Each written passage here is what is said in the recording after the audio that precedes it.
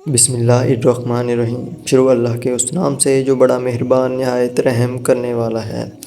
ناظرین، اس قوم کے لیے لوط علیہ السلام کو نبی بنا کر بھیجا گیا، اس لیے اس قوم کو قوم لوط کہا جاتا ہے۔ ناظرین، اس قوم میں اس وقت ایسی برائیاں پائی جاتی تھیں جو ان سے پہلے دنیا کی کسی قوم میں نہیں پائی گئیں۔ اس قوم کے مرد اپنی نفسیات جسمانی خواہش کو پوری کرنے کے لیے مردوں کے پاس جاتے تھے، اور یہ بے حیائی اور برائی اتنی عام ہو گئی تھی کہ وہ اپنے اس برے کام کو برا نہیں سمجھتے تھے بلکہ اس پر فخر کیا کرتے تھے۔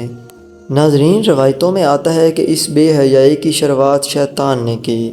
وہ ایک خوبصورت نوجوان بن کر آیا اور اپنے ساتھ وہاں کے مردوں کو برا کام کرنے کے لیے بہکایا، اور اس طرح قوم لوط میں یہ برائی پیدا ہو گئی۔ وہ لوگ عورتوں کو چھوڑ کر مردوں کے پاس اپنی حوث پوری کرنے لگے۔ لوط علیہ السلام نے اپنی قوم کی اصلاح کی بہت کوشش کی۔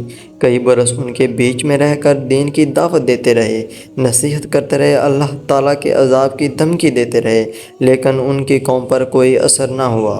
لوط علیہ السلام نے اپنی قوم سے کہا، اے میری قوم، تم لوگ ایسا برا اور بے حیائی کا کام کر رہے ہو جو آج تک دنیا میں کسی نے نہیں کیا۔ یہ بہت بڑا گناہ کا کام ہے۔ تم اپنی عورتوں کو چھوڑ کر مردوں کے پاس جاتے ہو۔ اگر تم اپنے اس برے کام سے باز نہ آئے تو مجھے ڈر ہے کہ ایک دن تمہیں اللہ تعالیٰ کا عذاب آ گھیرے گا۔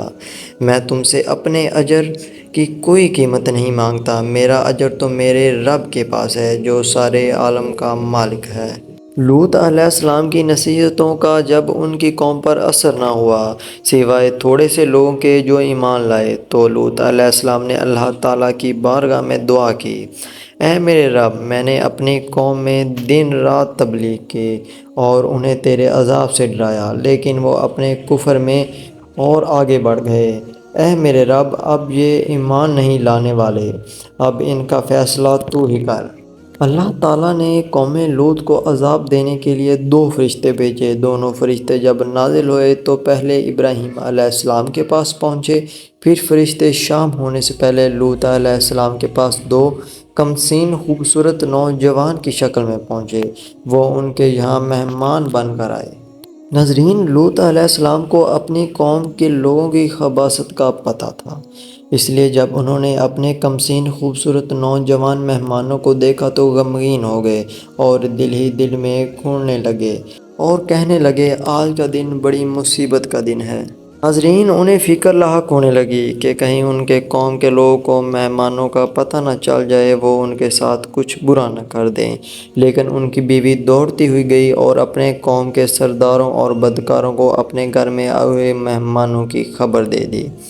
قوم کے بدکار لوگ لوط علیہ السلام کے گھر پہنچے اور لوط علیہ السلام سے کہا، ان لڑکوں کو ہمارے حوالے کر دو جو تمہارے پاس ٹھہرے ہوئے ہیں۔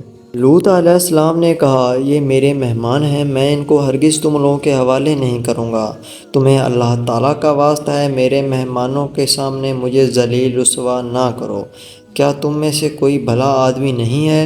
اور قوم کی عورتوں کی طرف اشارہ کرتے ہوئے کہا، یہ میری بیٹیاں، یہ قوم کی بیٹیاں ہیں، تم ان سے نکاح کر لو اور اپنی نفسیات جسمانی خواہشات کو ان سے پورا کر لو۔ پر یہ قوم گمراہی میں پڑ گئی۔ ناظرین، لیکن انہوں نے حضرت لوط علیہ السلام کی بات نہ مانی۔ اپنی بستی پر لوط علیہ السلام کی آنکھوں میں آنسو آ گئے۔ وہ چاہ کر بھی اپنے مہمانوں کی حفاظت نہیں کر سکتے تھے کیونکہ ان کی قوم کے بدکار لوگ تعداد میں زیادہ لوط علیہ السلام نے کہا، اے کاش مجھ میں تم سے مقابلے کی قوت ہوتی کہ میں اپنے مہمانوں کی حفاظت کر پاتا۔ ناظرین، تب فرشتوں نے کہا، ہم عذاب کے فرشتے ہیں، اے لوط، گھبرانے کی ضرورت نہیں، ہم تک تو کیا، اب وہ آپ تک بھی نہیں پہنچ سکیں گے۔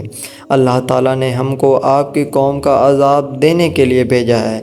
آپ اور آپ کے ساتھی جو بھی ایمان لائے ہیں، صبح صادق سے پہلے اس بستی کو چھوڑ کر چلے جائیں، اور خبردار کوئی مڑ کر پیچھے نہ دیکھے، اب ان گنہگاروں میں سے کوئی نہیں بچنے والا۔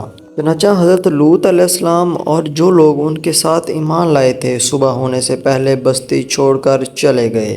صرف لوط علیہ السلام کی بیوی پیچھے رہ گئی کیونکہ وہ بھی کافر تھی۔ ناظرین، اب فرشتوں نے زمین کو جڑ سے اکھاڑ کر پلٹ دیا اور کئی کلومیٹر، تقریباً 40 کلومیٹر تک زمین میں دھسا دیا۔ پھر ان پر پتھر اور تیزاب کی بارش کی۔ اس طرح ان گناہ گاروں کا نام و نشان مٹا دیا گیا اور کوئی بھی نہ بچ سکا۔